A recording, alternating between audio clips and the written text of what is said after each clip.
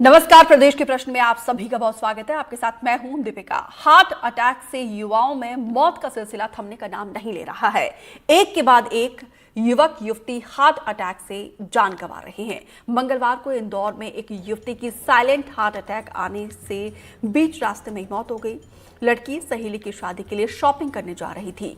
आपकी television screen पर ये 4 तस्वीरें दिखा रहे हैं। पहली तस्वीर 17 जनवरी 2024 की है। इंदौर में पीएससी की तैयारी कर रहे 18 साल के छात्र की कोचिंग सेंटर में हार्ट अटैक से दुखद मौत हो गई। दूसरी तस्वीर विदिशा की है। ये मामला 9 फरवरी 2025 का है। विदिशा में एक शादी समारोह में महिला संगीत के कार्यक्रम के दौरान मंच पर डांस करते करते मौत के शिकार हो गई और 24 साल की युवती इंदौर की रहने वाली थी। विदिशा में अपनी कजन सिस्टर की शादी में शामिल होने के लिए आई थी। तीसरी तस्वीर श्योपुर की है। मामला 15 फरवरी का है। यहाँ पे घोड़ी पर बैठे दूल्हे की अचानक से मौत हो गई। वो बारात लेकर दुल्हन के घर पहुंचा था और वहां पे परंपरागत स्वागत के बाद उसने दरवाजे पर पहुंचा, फिर डीजे के धुन पर डांस करने लगा। दोबारा वो घोड़ी पर बैठा तो कुछ देर के बाद बेसुध होकर गिर पड़ा। चौथा वीडियो चंडीगढ़ यूनिवर्सिटी का है, जहां पे 24 फरवरी 2025 का मामला है। यूनिवर्सिटी में चल रही all India inter university wushu championship के दौरान रिंग पर खेलते खेलते एक खिलाड़ी की दुखद मौत हो गई। ये चारों तस्वीर बहुत परेशान करने वाली है, क्योंकि युवाओं में जिस तरीके से ये सडन मौत के मामले सामने आ रहे हैं, ये अपने आप में चिंता का विषय है। और इस पर बातचीत करने के लिए खास मेहमानों का पैनल हमारे साथ जुड़ चुका है। अर्चना पांडे लाइफस्टाइल एक्सपर्ट है, तान्या सिंह योगा इंस्ट्रक्टर है और doctor Ashish Kumar body builder है और डॉक्टर शांतनु सिंघल कार्डियोलॉजिस्ट है। आप सभी का हमारे साथ जुड़ने के लिए बहुत बहुत शुक्रिया। सबसे पहले डॉक्टर शांतनु सिंघल आपके पास आते हुए, क्योंकि ये जो सडन मौत के आंकड़े बढ़ते जा रहे हैं, खासतौर पर ये ग्राफ जो बढ़ता जा रहा है और युवा जो है इसकी जद में है, क्या वजह है sir? First of all good evening everyone. और मैं धन्यवाद देना चाहूँगा कि आपने मेरे को इसलिए प्लेटफॉर्म दिया जी। इस चीज़ को एक्सप्लेन करने के लिए। डेफिनेटली आजकल जो है खासकर यंग जनरेशन में ये सडन कार्डियक अरेस्ट होते जा रहे हैं, जिनके बहुत सारे कारण हैं। First of all myocardial infarction, heart attack है इसका कारण। दूसरा इसका कारण है हाइपरट्रोफिक कार्डियोमायोपैथी, मतलब हार्ट की जो मांसपेशियां होती हैं वो इतनी ज्यादा स्वेल्ड अप हो जाती है, इतनी ज्यादा उनमें स्वेलिंग आ जाती है कि ऑक्सीजन और ब्लड के निकलने का रास्ता बंद हो जाता है। उससे सडनली आदमी की डेथ हो जाती है। तीसरा ऑप्शन हो सकता है कई बार वॉल्व के अत्यधिक सिकुड़ जाने की वजह से। एक वॉल्व जिसको एओर्टिक वॉल्व बोलते हैं, उसमें सीवियर एओर्टिक स्टेनोसिस होने की वजह से कई बार सडनली स्ट्रेस की वजह से कार्डियक अरेस्ट हो सकता है। चौथी और काफी टाइम से नकारे जाने वाली और काफी कैजुअल लिए जाने वाली एक जो समस्या है वो होती है पल्मोनरी एम्बोलिज्म, जिसमें खून का थक्का जो हमारे फेफड़ों की नसें होती हैं उसमें जी। जाकर जम जाता है और उसकी वजह से कई बार सडन कार्डियक अरेस्ट हो जाता है। तो ये 4 मेन कॉजेस हो सकते हैं जिनकी वजह से सडन अरेस्ट हो रहा है। इनके प्रिवेंशन डेफिनेटली किए जा सकते हैं, लेकिन जिस समय ये अरेस्ट पड़ा है उस समय सीपीआर नाम की जो विधि होती है यही सबसे ज्यादा इंपॉर्टेंट होती है। इससे पहले हाँ इनको पता लगाया जा सकता है, उनका हम्म। प्रिवेंशन हो सकता है। बिल्कुल। और भी बहुत सारे सवाल है, मैं आऊंगी आपके पास। तान्या सिंह, अब आपके पास आते हुए, क्योंकि आप योगा इंस्ट्रक्टर है, ऐसे हम देखते हैं कि बहुत सारे लोग जो बहुत फिट देखते हैं वो भी इस हादसे का शिकार हो जाते हैं, उनको पता भी नहीं चल पाता है, क्या वजह है? सबसे पहले गुड इवनिंग आप सभी को। और बिल्कुल सही कहा आपने कि जो काफ़ी फिट हैं उनको भी हार्ट अटैक के आजकल बहुत ही हो गया है कि मोस्टली यंग जो लोग हैं उनको हार्ट अटैक बहुत जल्दी आ रहा है।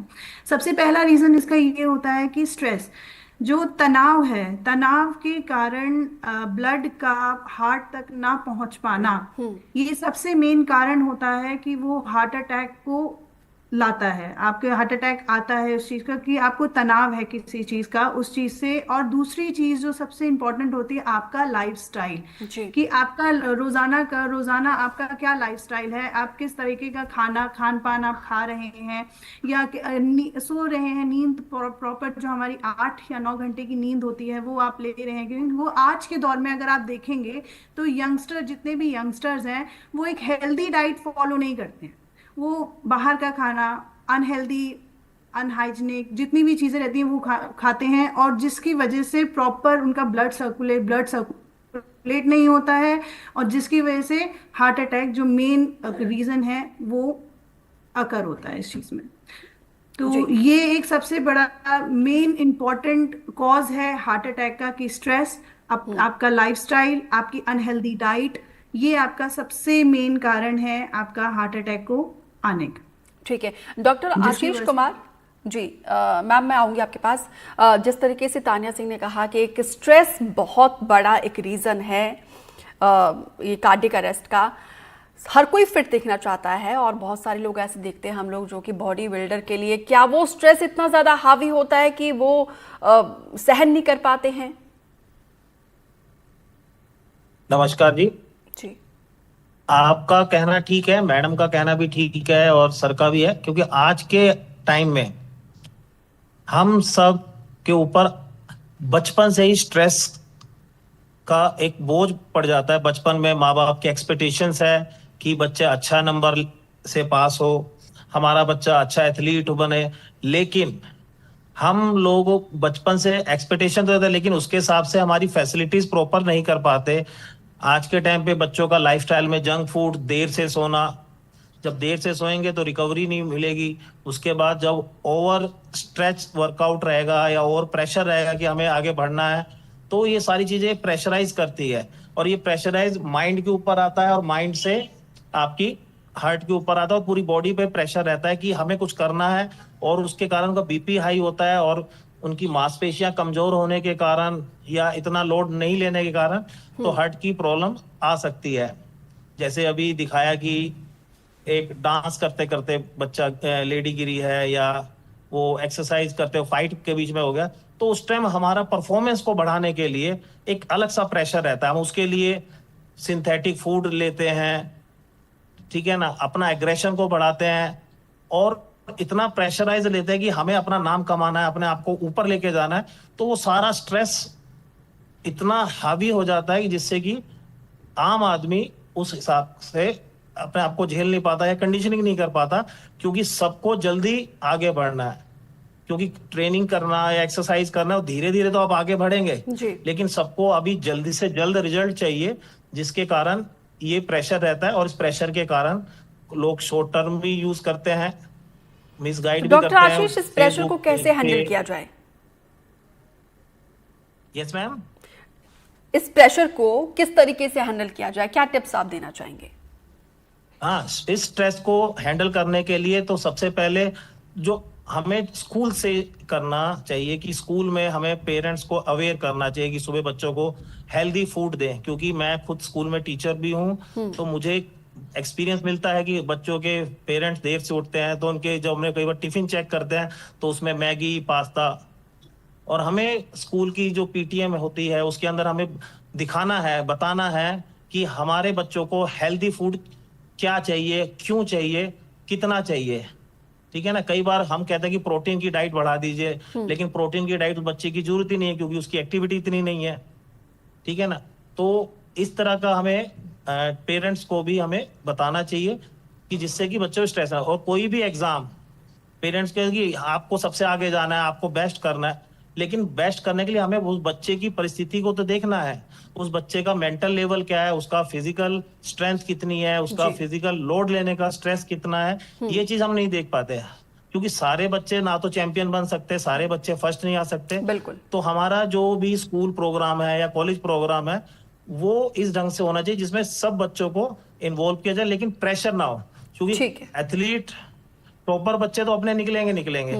अगर हम टॉपर बच्चे को लोअर बच्चे से कंपेयर करेंगे तो लोअर बच्चे पे ऑटोमेटिक स्ट्रेस आएगा ही आएगा। तो इस तरह का चीजें हमारे जो एजुकेशन के अंदर थोड़ा बिल्कुल। डॉक्टर आशीष, आपने बहुत इंपॉर्टेंट सुझाव दिए हैं। अर्चना पांडे जी, अब आपके पास आते हुए, क्योंकि अक्सर हम ये सुनते हैं कि कार्डियक अरेस्ट की वजह जो है एक गलत लाइफस्टाइल को कहा जाता है, स्ट्रेस की वजह भी जो है गलत लाइफस्टाइल है। ये पता है कि हमें अच्छा लाइफस्टाइल मेंटेन करना जरूरी है, लेकिन इसके बावजूद हम मेंटेन नहीं कर पाते हैं।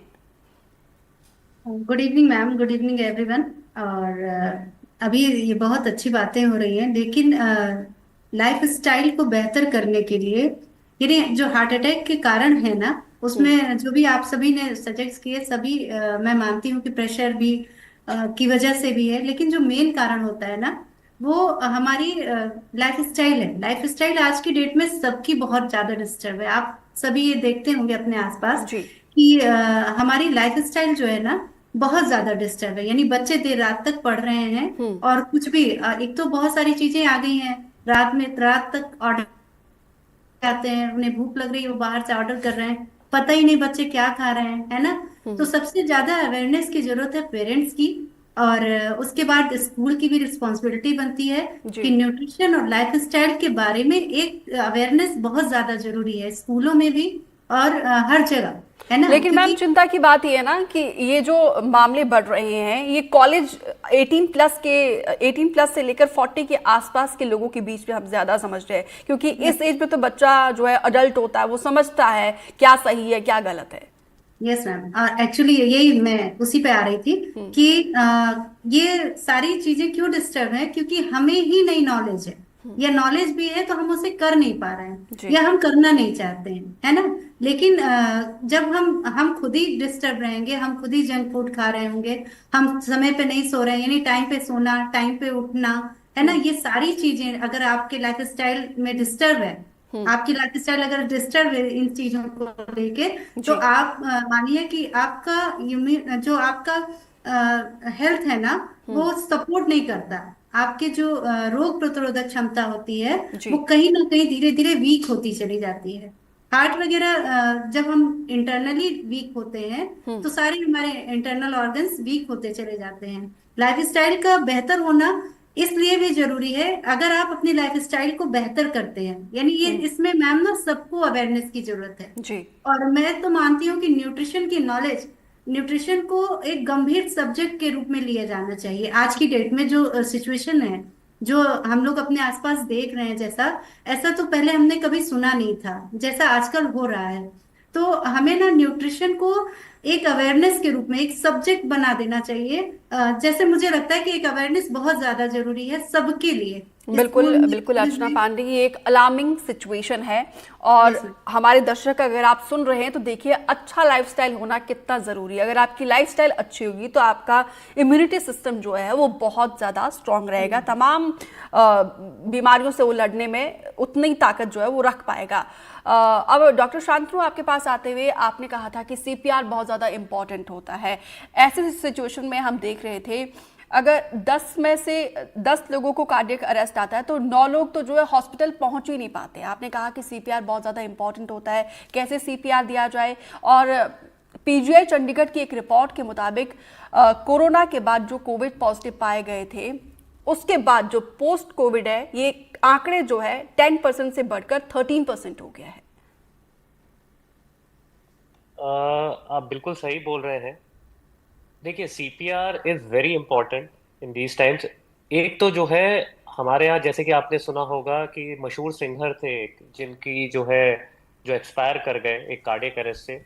तो जहां तक मेरे को पता है कि मतलब सीपीआर की विधि अगर दी जाती तो देयर वाज अ पॉसिबिलिटी कि और बेहतर हो सकता था, ये सब कुछ उनकी जान बचाई जा सकती थी। तो सीपीआर इज वेरी इंपॉर्टेंट। कई लोगों को उस पर्टिकुलर मोमेंट में ये ध्यान ही नहीं रहता कि सीपीआर करना भी है, वो इतनी अफरा तफरी का माहौल हो जाता है। सेकंड थिंग जो आपने कोविड की बताई, यस, ये इंसिडेंस देखा गया है कि जो लोगों को कोविड हुआ है, क्योंकि कोविड की एक अपनी परेशानी होती है कि खून थिक होने लगता था जब जी। कोविड होता था, तो इसीलिए जो है उस कंडीशन में खून पतला करने की दवाइयां भी दी जाती थी। जब खून ज्यादा पतला होगा, क्लॉटिंग ज्यादा होगी बॉडी में, और उसी वजह से हार्ट अटैक्स की मात्रा भी शरीर में बढ़ने लग जाएगी। पोस्ट कोविड वैक्सीनेशन से भी कई बार ये पाया गया है। In one of the reports the incidence was found to be around 1% in all over the world, कि जो है इसकी वजह से कार्डियक प्रॉब्लम्स आ रही हैं। डेफिनेटली जो पीजीआई की रिपोर्ट है वो वी कैन से कि इट इज करेक्ट, क्योंकि पोस्ट कोविड कई पेशेंट्स मेरे पास भी आते हैं एंड पोस्ट कोविड वैक्सीनेशन जिनको हुआ होता है उनमें ये चीज बढ़ गई है डेफिनेटली। लेकिन कोई एक बड़ी स्टडी डेफिनेटली और भी चाहिए इस चीज को प्रमाणित करने के लिए कि डेफिनेटली इसी चीज से हो रहा है।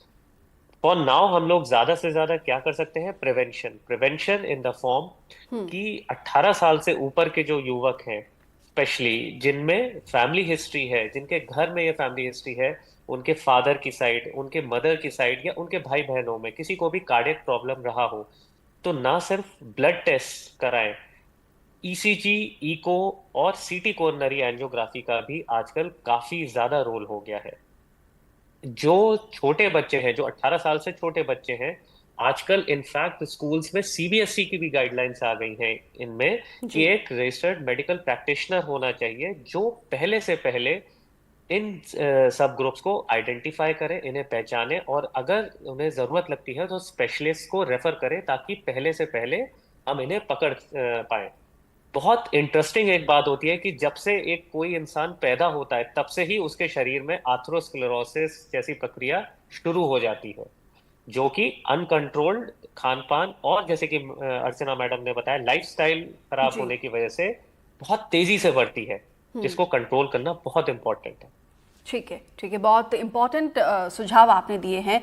लेकिन तान्या सिंह, ये बताइए ज़रा, जिस तरीके से डॉक्टर शांतनु ने ये टिप्स दिए हैं, योगा कैसे मदद कर सकता है जो कोरोना से पॉजिटिव हुए थे उन लोगों के लिए, क्योंकि केसेस जो है उनमें भी अब लगातार बढ़ते जा रहे हैं, और युवाओं के लिए आप क्या टिप्स देना चाहेंगे? कैसे युवा योगा के जरिए अपने दिल को सुरक्षित रख सकते हैं, मजबूत रख सकते हैं?